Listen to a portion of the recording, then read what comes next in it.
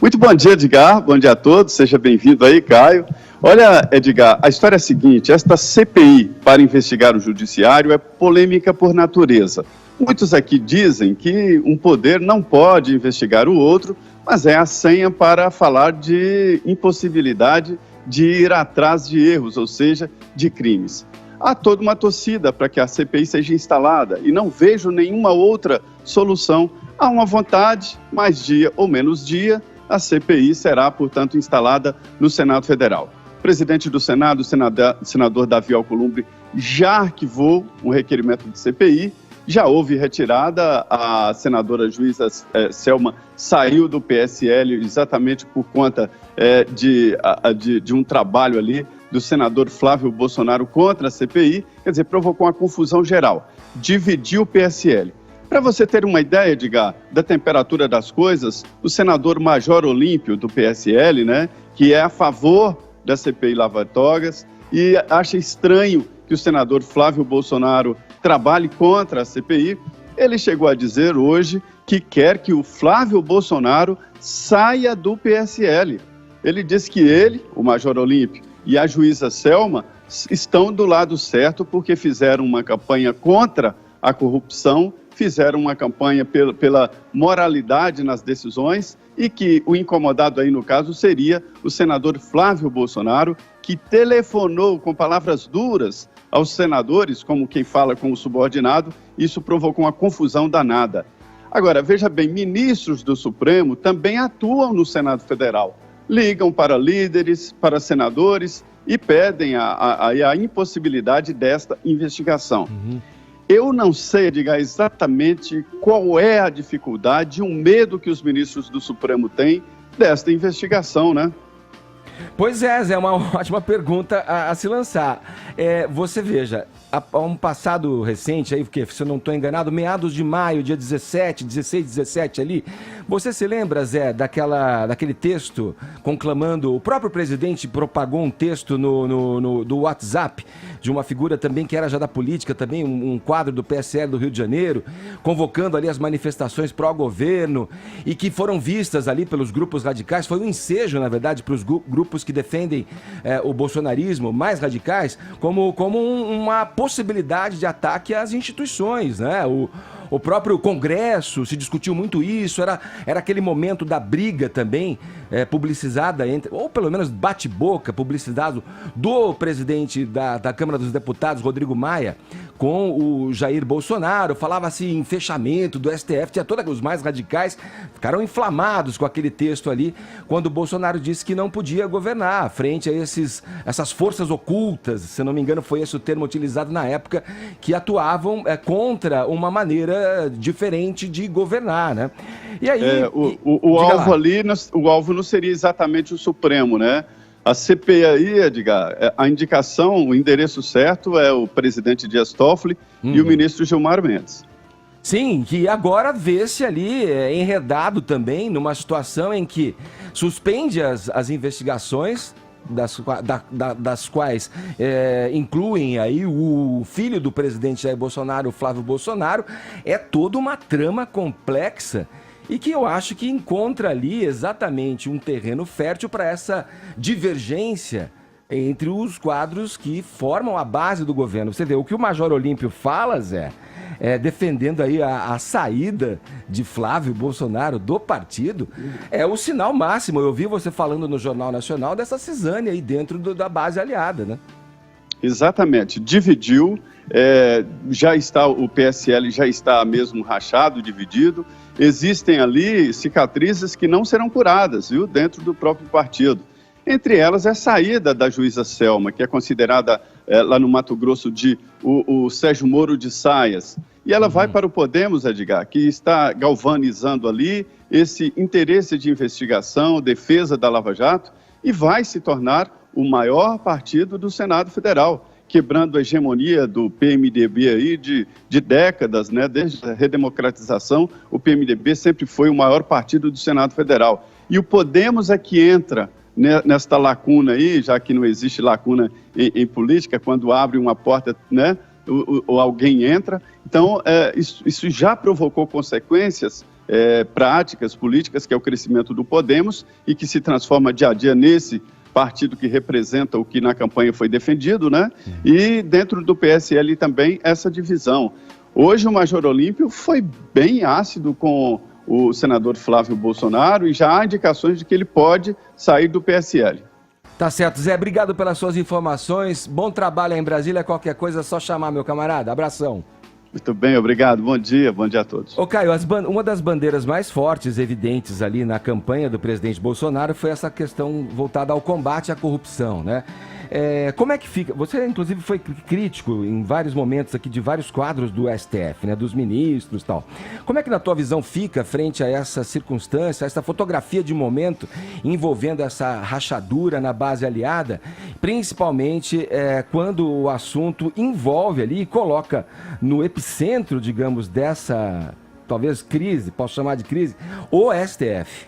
Eu acho assim, a vantagem de ser coerente é que a gente não precisa ficar fazendo ginástica retórica, né? Então, assim, com um certo perdão aí pela autorreferência, eu queria chamar a atenção do ouvinte para uma fala minha de 24 de julho, está disponível no YouTube, no vídeo aqui do Morning Show. O título é o seguinte: a prisão e a atuação dos suspeitos de hackear Moro e Dallagnol. Eu disse o seguinte, abre aspas, Glenn Greenwald é diretamente beneficiado pela liminar de Dias Toffoli sobre o caso Queiroz Flávio Bolsonaro, que suspendeu as investigações provocadas legalmente pelo COAF. Mas esse país não é para amadores. A decisão também pode beneficiar as esposas de Dias Toffoli e Gilmar Mendes, que estão às voltas com a Receita Federal. Estão todos de mãos dadas. Toffoli, Gilmar, Flávio Bolsonaro, Queiroz e Glenn Greenwald. E o que, aqui terminando as aspas, né, o que representam em última análise essas figuras? São as elites, né, são, ou melhor, as oligarquias, né, respectivamente, da justiça, da política e da mídia. E qual que é a narrativa pró-elite, pró-establishment, pró-oligarquia? É que a CPI da Lava Toga é inconstitucional, que ela não vai ter efeito jurídico, que ela trava a pauta do Congresso e que ela pode engolir a Lava Jato. Então vamos lá, o primeiro ponto que eu acho que é o mais fácil da gente desconstruir diz respeito à constitucionalidade, né? O parágrafo 2º, né, do artigo 58 da Constituição, ele fala das atribuições, obviamente atribuições constitucionais das comissões parlamentares. Aí você vai no inciso 3, 4 e 5, ele fala o seguinte: quais são as atribuições? Convocar ministros de Estado para prestar informações sobre assuntos inerentes às suas atribuições, receber petições, reclamações, representações ou queixas de qualquer pessoa contra atos ou omissões das autoridades ou entidades públicas e, finalmente, solicitar depoimento de qualquer autoridade ou cidadão. Vou repetir isso, qualquer autoridade ou cidadão. Então, não há que se falar em constitucionalidade. Sobre o efeito jurídico, que ele diz ser nulo, aqui a gente tem que lembrar o que é uma CPI, né? Uma comissão parlamentar de inquérito, né? Portanto, o que é inquirir? É perguntar, é indagar, traz consigo a noção de investigação. E o que diz o parágrafo 3º do artigo 58 da Constituição, abre aspas, as comissões parlamentares de inquérito terão poderes de investigação próprios das autoridades judiciais, sendo suas conclusões encaminhadas ao Ministério Público para que promova a responsabilidade civil ou criminal dos infratores. Portanto, a CPI ela produz um relatório, ela encaminha para o MP, que oferece a denúncia perante o juízo. E quem que julga o STF? O próprio STF. Eles vão se condenar? Provavelmente não. Mas qual que é o único mecanismo de controle democrático, né, inscrito na Constituição ao STF? É justamente o impeachment de ministros do Supremo Tribunal Federal, que requer 2/3 de apoio no Senado. Portanto, sem um escândalo nacional que mobilize a opinião pública, isso é impossível. Tanto que o senhor Davi Alcolumbre, presidente do Senado, ele está sentado em cima de 3 pedidos de impeachment bem fundamentados contra o presidente do STF, o senhor Dias Toffoli. Então, assim, é para isso, pessoal, que serve uma CPI. É montar um circo que só depende do apoio de 1/3 dos senadores. Aí é questão de apurar os fatos, escancará-los aí perante a opinião pública nesse grande teatro que é Brasília. E vamos lá, recordar e viver. Foi assim que começou o desmonte do Mensalão, com a CPI dos Correios. O terceiro ponto é que a Lava Toga ela travaria a pauta do Senado, especialmente a reforma da Previdência. Agora, desde quando que uma única comissão consegue inviabilizar a aprovação, enfim, de outras pautas? Isso não faz sentido nenhum. Existe um esforço nacional pela aprovação da nova Previdência e é uma questão que vai passar porque tem que passar. E vamos atentar para o maquiavelismo desse argumento, né? Então a gente deixa de investigar aí os abusos de autoridade, os crimes de responsabilidade da cúpula do judiciário, porque para governar a gente precisa atuar em conluio com um sistema podre. Isso é o velho presidencialismo de coalizão, não é a tal da nova era que foi tão amplamente prometida e divulgada. E aqui nesse momento eu queria recomendar para o ouvinte da PAN que assistisse a um vídeo visceral do youtuber Nando Moura sobre esse assunto. O vídeo se chama Lava Toga. E assim, é nítida, é patente a indignação dele que é bem genuína. Deixa eu te perguntar uma coisa, você colocou vários personagens aí, Caio. Eu vou passar pro Adriles logo mais, tá aqui com a gente. O Flávio Bolsonaro também entra nesse ponto e eu acho que ele é crucial entrar aí. A observação pela ótica do que está acontecendo agora, inevitavelmente deve passar pelo Flávio Bolsonaro. Você falou do Gilmar Mendes, implicado aí também com talvez interesses próprios, se eu fiz a leitura correta do que você fez, o próprio Dias Toffoli ali, o jornalista Glenn Greenwald do site The Intercept, mas o personagem que está causando essa cisana, haja vista aí o comentário do Major Olímpio, que o Zé trouxe pra gente como destaque aí, dizendo que ele deveria, na verdade, em última instância, sair do partido, né? Ele é um personagem principal. Como é que ele fica nessa visão e nessa tua observação crítica quanto ao que está acontecendo e, mais especificamente, na aprovação ou não, que isso ande para diante ou não a CPI da Lava Toga? Não à toa, né? Eu citei o nome dele 2 vezes. O que a gente tem que tomar cuidado é justamente com uma linha narrativa que vai beneficiar as elites, e tanto interessa se elas são elites do lulopetismo, elites do bolsonarismo. Isso é indiferente, né? O slogan de campanha que elegeu esse novo governo é Brasil acima de tudo, não Bolsonaro acima de tudo. E só para fechar o 4º ponto, né, que esse também é muito importante, que é essa falácia de que a Lava Toga vai engolir a Lava Jato, né? Não tem como.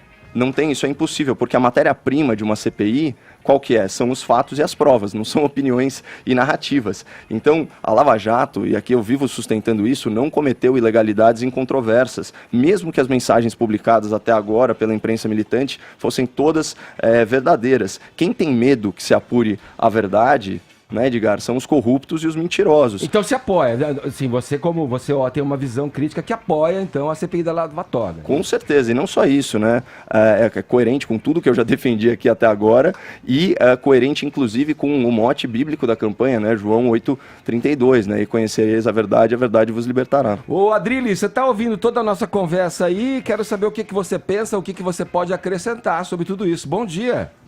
Bom dia, querido. Olha, primeiro eu tenho que sair um pouquinho da pauta e agradecer o elogio efusivo e merecido que o Caio Coppola fez a mim e responder com desaforo afetivo. Eu vim dizendo que é um comentarista, não é um jornalista, mas ele é um perfeito, um dos maiores, mais brilhantes jornalistas do país. Isso é muito escarafuncha, destrincha e revela o teor da notícia para um pensamento muito maior. Comentarista só se ele for do tipo do Platão que comenta Sócrates, entendeu?